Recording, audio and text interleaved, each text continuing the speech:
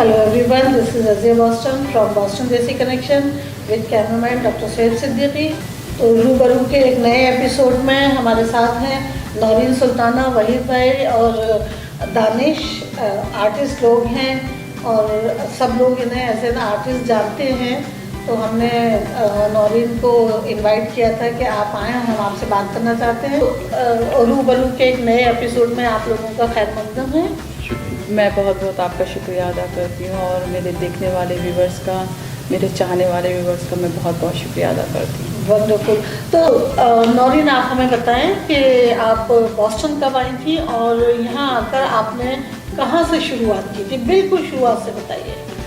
जी, मैं 2002 में यहाँ पे आई थी और I am a profession of architect and beautician, beauty work and paintings.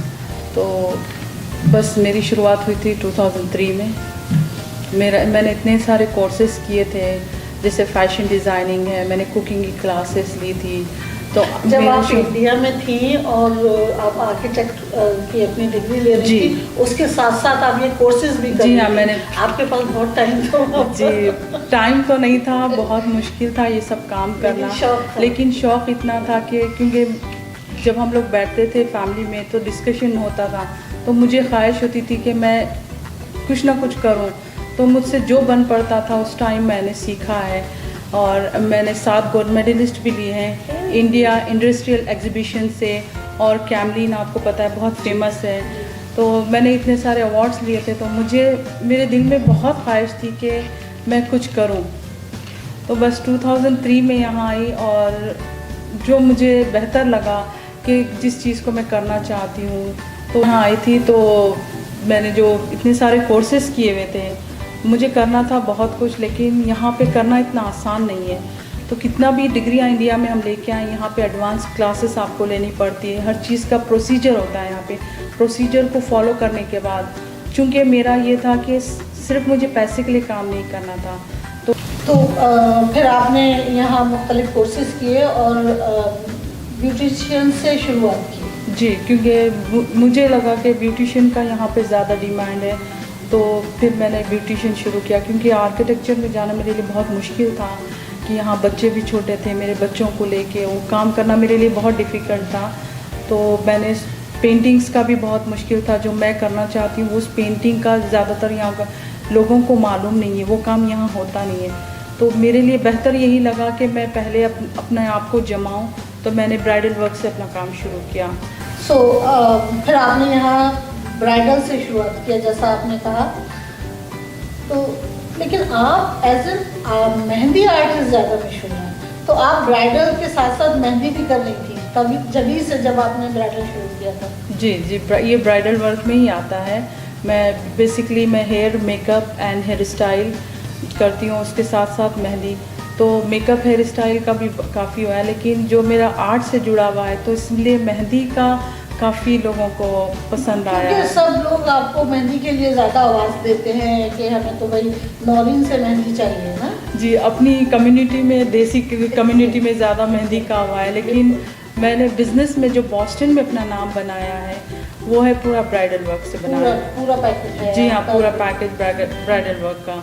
तो जब आप ब्राइडल कर रही थी अभी, तो आपको तकरीबन 10-12 साल 15 साल हो रहे हैं, इनामात से भी नवाजा गया है आपको इस फील्ड में। तो क्या इनामात आपको मिले हैं, क्या मेडल्स आपको मिले हैं यहाँ बॉस्टन में?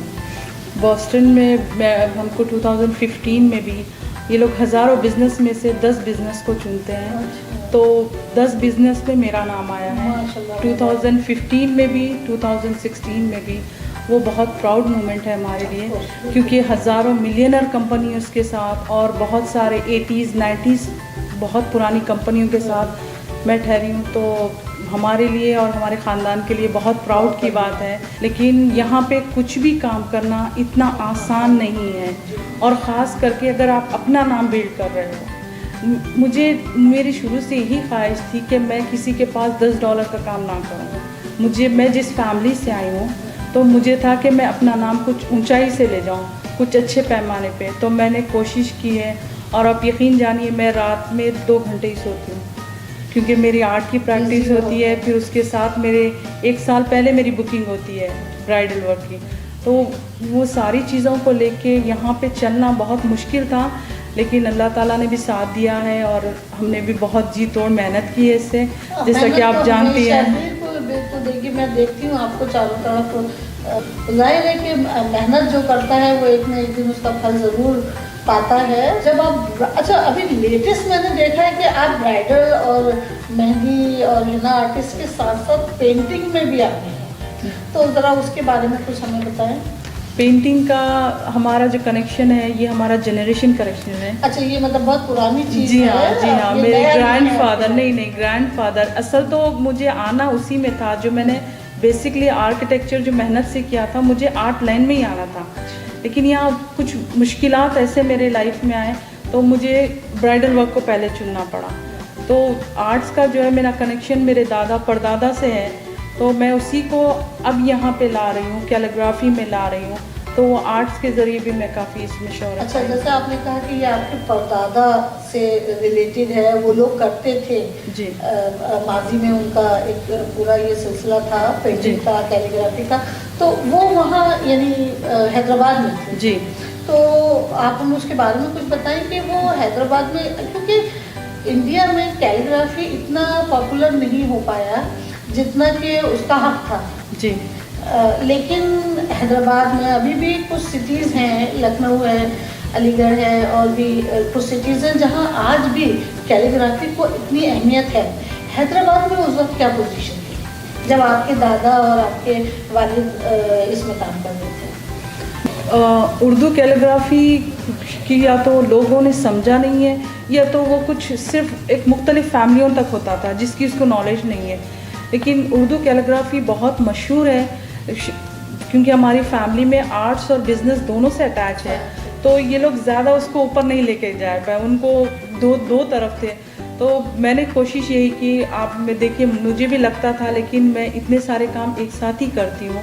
मेरा ब्राइडल वर्क चलता है, पेंटिंग्स चलती है, फिर ये सारे आर्ट्स की चीज़ें चलती हैं। तो मैंने भी यहाँ पे पहले अपनी डिज़ाइनिंग दिखाई, आर्ट की जो डिज़ाइनिंग होती है, कैलीग्राफी के साथ साथ जो डिज़ाइनिंग होती है। बिल्कुल, वो मैंने आपको देखा है कि ग्लासेस पे, प्लेट्स पर और फैब्रिक पर कुछ डिज़ाइन मेहंदी के भी बने हुए हैं, पेंटिंग के भी हैं। तो आप हर जगह पेंटिंग करती हैं, कैसे आपका है चल रहा है? देखिए, मुझे तो जो मिलता है, जब मैं खाली होती हूँ या मैं कहीं जाती हूँ, मुझे कुछ दिखता है तो मैं वो फौरी लेती हूँ। अगर मेरे पास कुछ चीज़ ना हो तो मैं पेन लेके अपने हाथ पे उतार लेती हूँ। तो उस तरीके से कांच हो या पे आप कपड़ा हो या फिर कोई भी चीज़ हो, जैसा वेस्ट जो अट्टे कहते हैं जिसे हम कार्डबोर्ड, उसको लेके भी मैं आर्ट्स की चीज़ें बनाती हूँ। तो मेरे लिए कोई ऐसा हो नहीं था, लेकिन पहले मैंने आर्ट पेंटिंग्स में भी यहाँ सारे मैंने डिज़ाइनिंग ही दिखाए।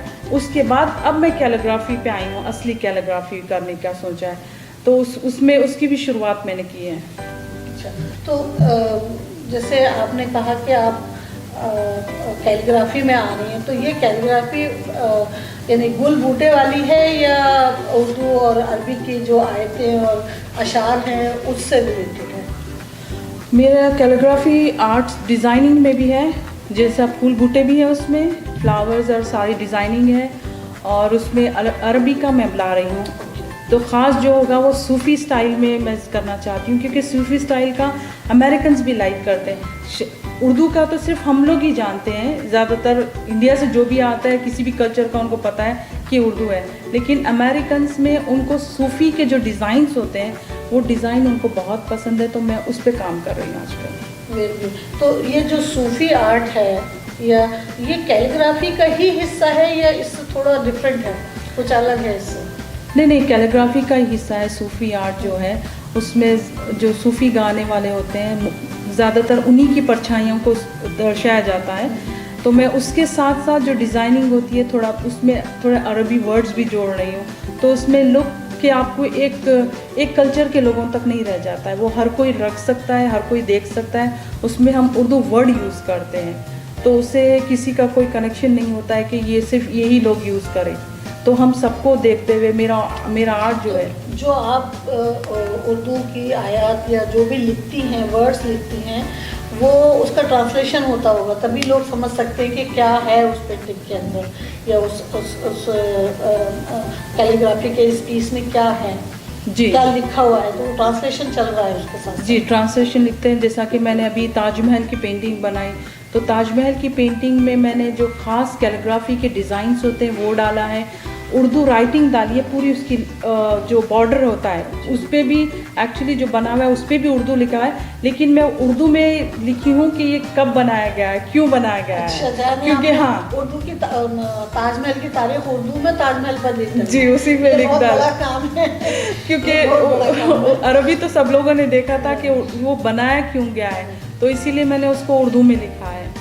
तो मुझे याद है कि आपने गवर्नर डेविड पैट्रिक को भी एक पेंटिंग बना के दी थी। उनका क्या रिएक्शन था जब उन्होंने आपकी पेंटिंग देखी? मैं ही हिना से बना कर दी थी ना? जी हिना से बनाई थी।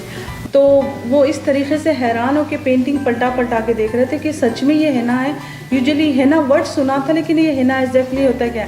फिर जब उनको थोड़ी नॉलेज हुई, वो थोड़ी नॉलेज में उनको था कि सिर्फ ये हाथ को डेकोरेट करते हैं, तो लेकिन मैं हिना को एक हाई लेवल पे लेके गई हूँ, तो वो परेशान हुए, बहुत खुश हुए। और उसके बाद तो आप ये वो कहीं भी मिलते हैं तो वो देखते ही पहचान लेते हैं, योर हिना लेडी।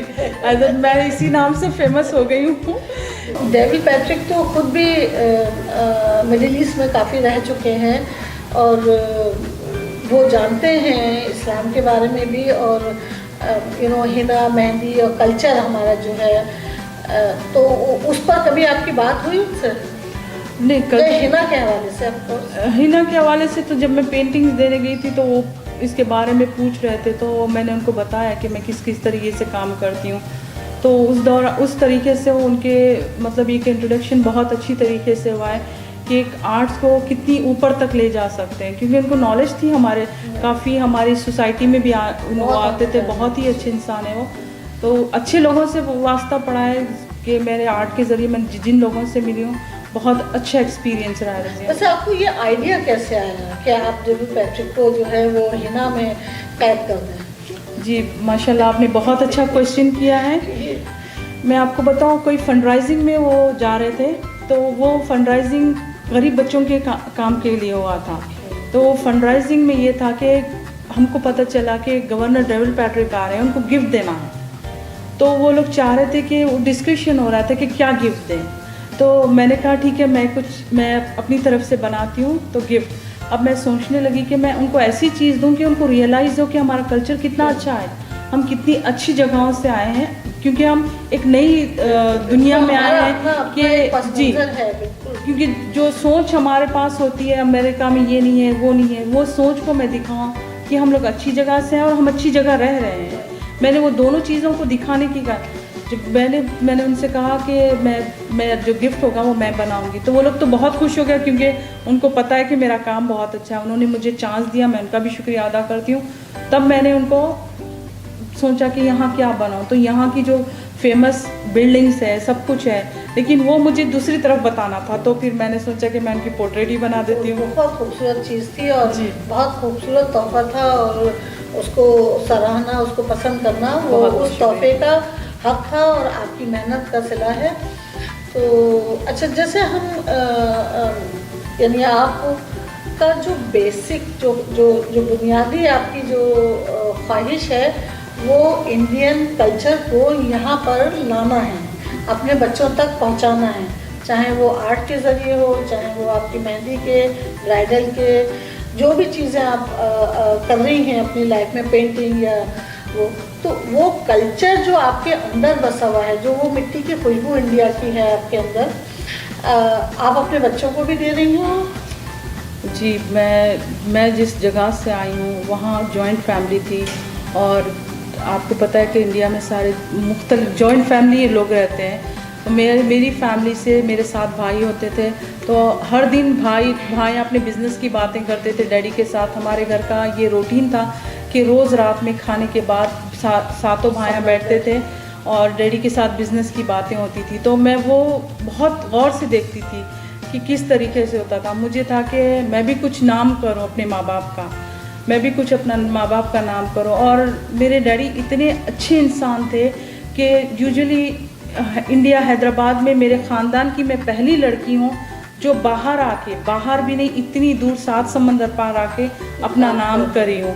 तो मेरा ख्वाहिश शुरू से ये था कि मैं कुछ अच्छे इसको ऊपर लेके जाऊँ, अपने कल्चर को भी पकड़ूँ। मैं कोई अपनी कल्चर के आगे जाके काम नहीं करती, अपने कल्चर की जो हद है वो कल्चर में रह के अपनी लैंग्वेज को ज़्यादा इम्पोर्टेंस देती हूँ। मैं आपको मैं बताऊँ, मैं शादियों में जाती हूँ तो शादियों में अमेरिकन लोग हमारी उर्दू सीखते हैं और ग्रूम जो है गाना हिंदी में सीख के वो हिंदी गाना गाते हैं। तो जो हम बहुत कल्चर हो गया है हिंदी। जी हाँ, जो हम चीज़ देखते हैं कि हमारे कल्चर का, हमारी लैंग्वेज की कितनी इम्पोर्टेंस है, मैं कोशिश यही करती हूँ कि ज़्यादातर मैं अपनी लैंग्वेज बोलूँ और बच्चों को भी सिखाऊँ। बहुत ज़रूरी चीज़ है क्योंकि हम लोग अपनी जड़ों से और अपनी मिट्टी से दूर आ गए हैं, लेकिन हमारी ख्वाहिश यही होती है कि हम लोग अपने बच्चों को उसी माहौल में पालें, वही चीज़ें। बल्कि मैं तो कभी कभी सोचती हूँ और मैं अक्सर अपने बेटे के साथ करती भी हूँ कि जो गाने सुनकर मैं बड़ी हुई हूँ वो गाने उसको सुनाती हूँ। समझ नहीं आते हैं इतने पुराने गाने उसको, लेकिन एक जो पेरेंट्स की ख्वाहिश होती है ना कि बच्चों को अपने से और अपने माजी से और अपने हाल से जोड़ कर रखें, वो मेरे ख्याल में कॉमन चीज़ है। सारे पेरेंट्स यही करना चाहते हैं, लेकिन आपने तो दानिश को ये सारी लेगेसी ट्रांसफ़र कर रही हैं आप। सो दानिश, आप मम्मी को फॉलो कर रहे हैं, आपको उनका काम कैसा लग रहा है और उनको फॉलो करना कैसा लग रहा है? मेरे को बहुत खुशी लग रही, बिकॉज़ मैं मम्मा को देखता हूँ, उन्होंने बहुत काम करते और लोग उनको देखते, तो मेरे को उनके जैसे ही बनना था। वेरी गुड, ये तो बहुत अच्छी बात है। और ये एक बिल्कुल ही डिफरेंट नहीं है, लेकिन बहुत ही काबिले तारीफ़ काम है कि बच्चे अपने माँ बाप को फॉलो करें और जैसे माँ बाप बने हैं और जैसे माँ बाप हैं वैसे बनने की कोशिश करें। आप तो लकी पेरेंट्स हैं दोनों माशाल्लाह कि इतना अच्छा बेटा है आपका और आपके पैशंस को, आपकी शौक़ को आगे लेके जा रहे हैं। तो आप भी कर रहे हैं मेहंदी? जी। जब आपने शुरुआत की थी मेहंदी लगाने की तो कैसा फील होता था? लोग कुछ कहते थे?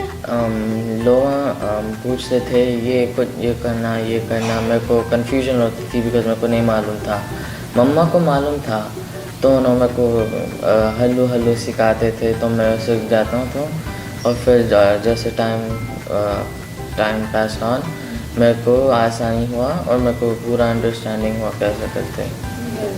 तो अभी आप सीख गए हैं जी और मज़े से लगाते हैं mehndi. And I will be your first customer for Chand Raat, हैं पक्का? मैं इस बात पे तो आप मुझे बताइए, आपकी जो आप इतनी सारी चीज़ें आप कर रही हैं, उसके साथ साथ आपने 3 साल से एक और शोशा पकड़ रखा हुआ है कम्युनिटी के लिए चांद्रात मनाने का। तो आई थिंक ये आपके 3rd चांद्रात होगी ना? तो आप हमें उसके बारे में कुछ बताएं।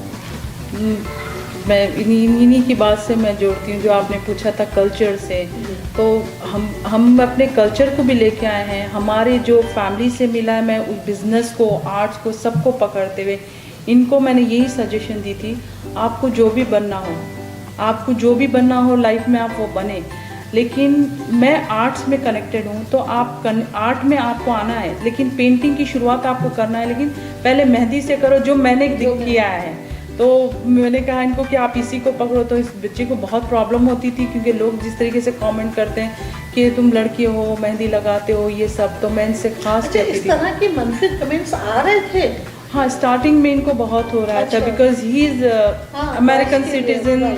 और ये इंडिया का ये जो सोच होती है कि छोटा काम है, लेकिन ये छोटा काम नहीं है। मैं इसको इतनी हाई लेवल पे लेके गई हूँ। इंडिया में भी अब ये छोटा काम नहीं रहा है, लेकिन हाँ, लड़के के लिए अमेरिका में रहकर इसको अपनाना थोड़ा सा डिफरेंट हो सकता है। नहीं, इंडिया में भी अब नहीं रहा, लेकिन हम जिस फैमिली बैकग्राउंड से आए हैं तो उनको लगता है कि ये काम छोटा है, लेकिन अमेरिका में छोटा काम नहीं है। अमेरिका में कुछ भी करना इतना आसान नहीं है, आपको बहुत सारी प्रॉब्लम्स झेलनी पड़ती हैं, उसके बाद ये कुछ कर पाते हैं आप। तो इनके साथ तो बहुत होता था, काफ़ी हमको इससे परेशानी भी उठानी पड़ी।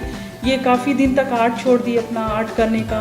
कहने लगे मम्मी ऐसा। मैंने कहा तुम कभी किसी की बात नहीं सुनना। मैं इन्हें इतना कुछ सीखा था, लेकिन मैंने मेहंदी से शुरुआत की। वो अल्लाह ताला ने एक राह दिखाई मुझे, मेरी आर्ट को। मैं डायरेक्ट जाके यहाँ पे, आपको पता है जितनी आर्ट्स होती हैं सारी तस्वीरें बनाते हैं, तो मुझे जो दिखाना था, मैंने कहा एक नई शुरुआत है तो मैंने मेहंदी को लिया। तो आप भी इससे शुरुआत कीजिए, आप ऐसा ना सोचिए। अगर आप ऐसा सोचोगे तो कभी आर्टिस्ट नहीं बनोगे, जो भी करना चाहोगे तो उससे आप आगे नहीं बढ़ पाओगे। आर्ट्स की तो आप कोई भी शाख पकड़ लें, कोई भी एक वे ले लें, उसमें तो नई नई बातें पैदा करना और नई चीज़ें पैदा करना, ये तो आपकी क्रिएटिविटी पर है कि आप कितना उसको क्रिएटिवली पेश कर सकते हैं जी। तो इसके लिए ज़रूरी नहीं है कि मैन हो या वीमेन हो, creativity is more important than anything else, and he is doing great job. इसलिए तो उनको मिसाल दिया है।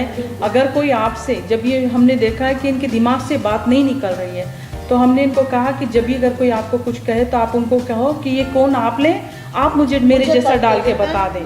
तो ये इन्होंने किया है। जब इनसे लेडीज सवाल की, उसके बाद उनको फील हो गया है कि ये इतना स्ट्रॉन्ग आर्ट है, ये हर कोई नहीं कर सकता।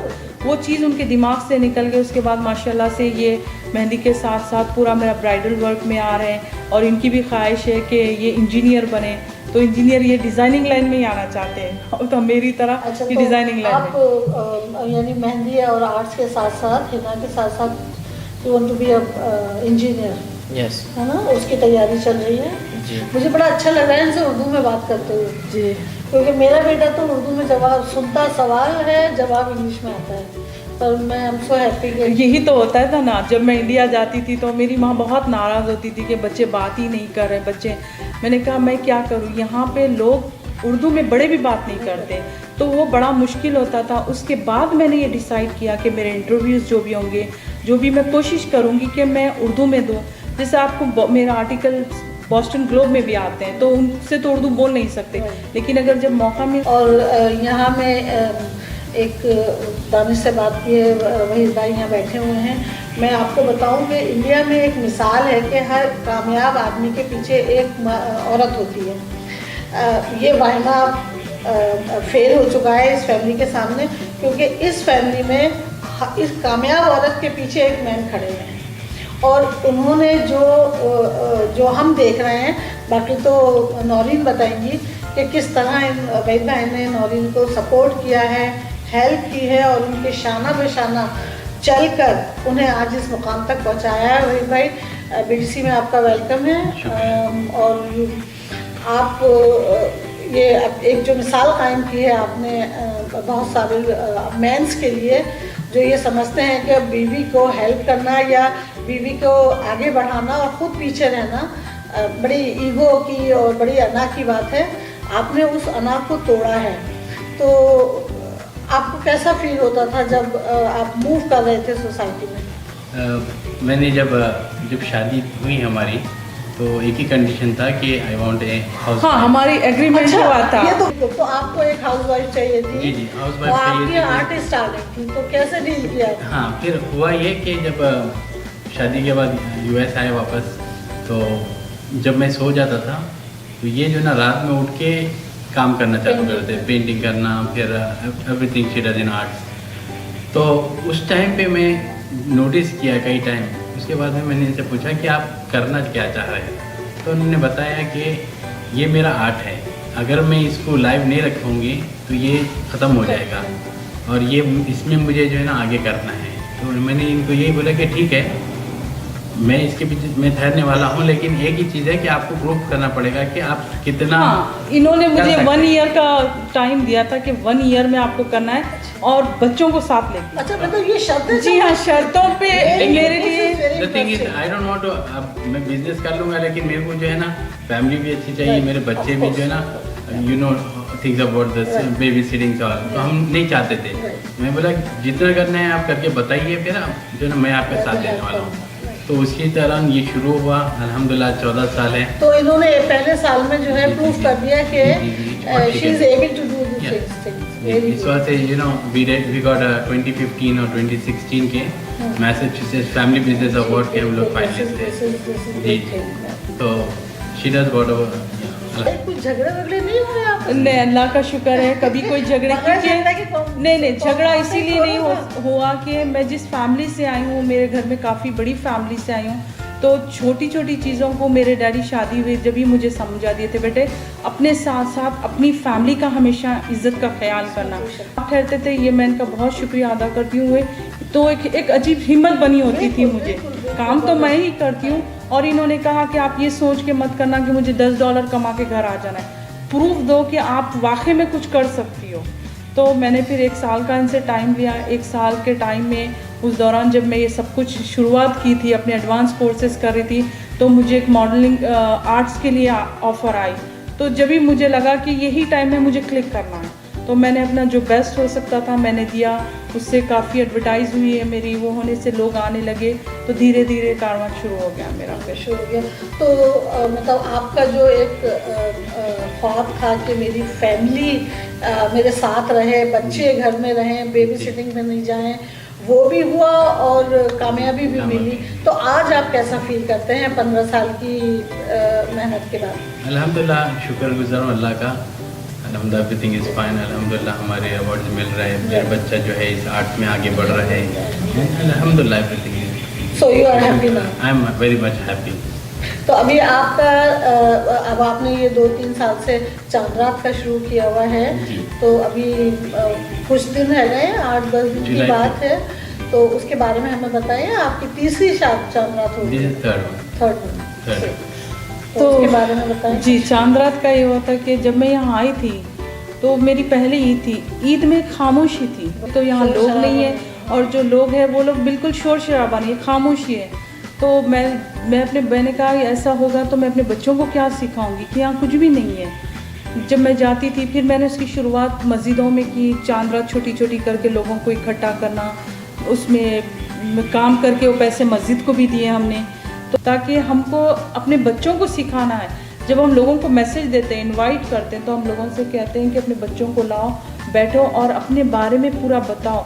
हम ईद कैसे सेलिब्रेट करते थे, ईद की क्या क्या तैयारी होती थी, किस तरीके से फन करते थे। तो सब जगह है, हर घर में मनाई जाती है, लेकिन ईद की तैयारी का जो फन है जी वो अहम है। तो आज ज़रा बताएं हमें कि क्या क्या होने वाला है इस अपकमिंग चांद रात में? चांद रात में तो बहुत कुछ है, जो तैयारी की चीज़ें होती है, छोटी छोटी चीज़ का मैं ध्यान रखती हूँ। जो इंडिया में घर सजाने से लेके अपने आप को तैयार करना हो, जो छोटी छोटी चीज़ें होती हैं, ज्वेलरी है, कपड़े है, खाने के अलग मज़े होते हैं, तो खाने के लाइफ मज़े हम लाए हैं यहाँ पे। तो स्टार्टिंग में हमको कम्युनिटी से परमिशन भी नहीं मिल रही थी, तो आप यकीन जानिए वो जो 13 साल का जो मैंने नाम बनाया है, उससे आज वो मुझे परमिशन मिलने में भी आसानी हो। तो मैंने सुना था शायद कव्वाली वगैरह का भी, आपको पता है, मुझे तो बहुत पसंद है। इंशाल्लाह कोशिश तो है कव्वाली की। किसको बुला रहे हैं अभी? इट्स इन प्रोसेस, तो इंशाल्लाह ज़रूर। एक कव्वाली का प्रोग्राम तो है, लेकिन आपको पता है कि जो कम्युनिटी इतनी जमा हो रही है, तकरीबन 800 आदमी अटेंड किए, फिर 900 हुए, इस बार 1500 पीपल्स अटेंड करने का चल रहा है। तो वो जितनी कम्युनिटी जमा हो रही है उससे काफ़ी ज़्यादा हमको अलर्ट रहना पड़ रहा है, क्योंकि आपको खुद पता है हालात प्रॉब्लम्स की वजह से छोटी छोटी चीज़ों को देखते हुए हम कव्वाली रखेंगे, लोग बैठेंगे, हमारा तो है हम रख रहे हैं, लेकिन उससे ज़्यादा कि आपको सेफ्टी का भी बहुत ध्यान रखना पड़ता है यहाँ पे, तो वो चीज़ को देखते हुए हम।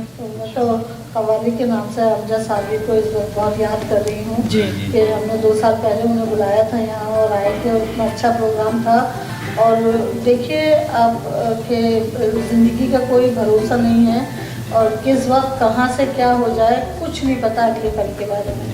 लेकिन बहरहाल इंसान प्लान करता है, जब तक ज़िंदा है, जब तक सांस चल रही है, वो प्लानिंग करता रहता है कि मुझे ये करना है, मुझे ये करना है। लेकिन उसकी खासियत यही तो है ना कि देखिए आप, जो मैं अवार्ड सेरेमनी में गई थी, जो हज़ारों लोग वहाँ अटेंड कर रहे थे, उतने में से जो इतने सारे बिजनेस में से उन्होंने 10 को चुना, 10 में मैं आई हूँ, तो मैं वहाँ देखी हूँ एशिया में से सिर्फ एक मैं हूँ, और वो भी माशाल्लाह से एक मुस्लिम फैमिली से हूँ।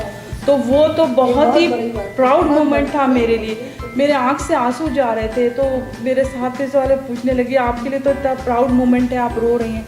मैंने कहा आँख से अपने आप आंसू जा रहे हैं, क्योंकि सारे जी अमेरिकन कंपनियों के साथ ठहरी हूँ मैं, और इसमें पूरे एशिया से मैं ठहरी हूँ, तो एक मेरे लिए बहुत बड़ी बात है। हम कोशिश करेंगे कि हम इसको आगे और लेके जाएं। तो अब आपके फ्यूचर प्लान क्या है? फ्यूचर प्लान्स ये है कि जो नौरीन डिज़ाइन का माशाल्लाह से इतना बड़ा है तो उसको और बहुत सारी चीज़ें उसमें मेरा ऐड करने का है और ज़्यादातर कोशिश करूँगी कि हमारे कल्चर से, हमारे कंट्रीज़ से जो चीज़ें बच्चे हम मिस कर रहे हैं उसी को लाऊंगी मैं। उसके साथ साथ मैं अपने बच्चों को भी ट्रेन कर रही हूँ तो ताकि बच्चे भी अपना उसमें पूरा इंटरेस्ट। यूजुअली होता ये है कि बच्चे, माँ बाप की चॉइस जो होती है बच्चे एक पसंद करते हैं, लेकिन अल्लाह का शुक्र हम अदा करते हैं कि और हमारे चाहने वाले व्यूअर्स जो दानिश को अप्रिशिएट करके वो और उसका शौक़ बढ़ाए हैं तो उनका भी इसमें बहुत बड़ा हाथ है। औलाद तो नसीब से मिलती है। लोग मेरे डिज़ाइन के लिए 3-3 घंटे ठहरते हैं, लेकिन आपको मैं बताऊं एक अच्छी बात, आजकल जब लोग बुकिंग करते हैं तो डिमांड करते हैं कि दानिश डाल रहे हैं जी, दानिश चाहिए। आप तो पॉपुलर हो गए हैं जी, काफ़ी इनको नामा देते हैं। ठीक है, यहाँ माशाल्लाह कम्युनिटी बहुत अच्छी है, सपोर्टिव है। मगर एक चीज़ है कि आपका जो फोकस है या आपका जो इसरार है उर्दू बोलने और उर्दू लिखने पर, उसकी क्या ख़ास वजह है? उसकी ख़ास वजह ये है कि हमारी हम जो कल्चर से आए हैं उसकी तहज़ीब बहुत अच्छी है और उर्दू लैंग्वेज, उर्दू लिखना बहुत अच्छी चीज़ है मेरे ख़्याल में, तो मैं बहुत मानती हूँ।